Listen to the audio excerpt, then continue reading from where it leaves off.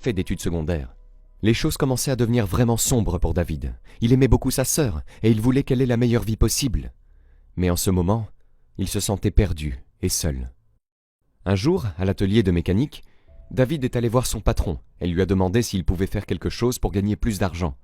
Son patron lui a répondu « Je ne peux pas te payer plus pour ton travail actuel, mais un de nos mécaniciens vient de démissionner et je cherche un remplaçant. »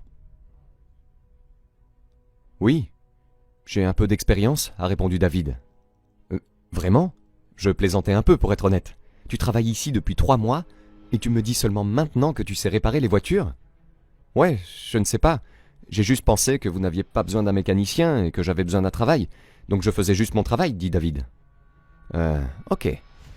Eh bien, dans 3 semaines, je fais passer un test à 3 nouveaux mécaniciens potentiels pour voir qui peut réparer le même moteur cassé le plus rapidement. Et je ne vois pas pourquoi tu ne pourrais pas être le 4e mécanicien. Qu'est-ce que tu en penses ? Ça me semble super, merci. Ok. Si tu as besoin de rafraîchir tes connaissances en mécanique, tu peux lire ce livre. C'est en gros le guide complet de la réparation des moteurs. Et juste pour que tu saches, ce nouveau travail paye beaucoup plus que ton travail actuel. Plus tard dans la nuit, après s'être occupé de sa sœur, David a sorti ce gros livre et il s'est dit que si je pouvais mémoriser chaque partie de ce livre, je pourrais peut-être gagner ce concours. Obtenir ce travail signifiait se maintenir en vie, lui et sa petite sœur, et ne pas l'obtenir signifiait être sans abri et avoir faim. Les enjeux étaient très élevés. Donc pendant les 3 semaines suivantes, David était collé à ce livre. Il lisait chaque mot 4 ou 5 fois, fermait les yeux et faisait semblant d'assembler les pièces qu'il lisait.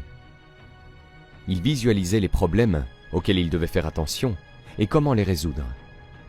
Comme il n'avait pas de vraies pièces de voiture sur lesquelles s'exercer, il a commencé à faire très attention aux pièces de voiture qu'il nettoyait à son travail. Il se concentrait sur la sensation du métal entre ses mains et il étudiait chaque rainure et chaque angle. Et il analysait où toutes les pièces s'emboîtaient. Quand David se sentait fatigué ou qu'il avait l'impression de ne plus pouvoir travailler, il regardait les placards creux de sa maison où il n'y avait presque plus de nourriture. Et il sentait l'air froid remonter le long de sa colonne vertébrale, car il ne pouvait pas vraiment se permettre de se chauffer.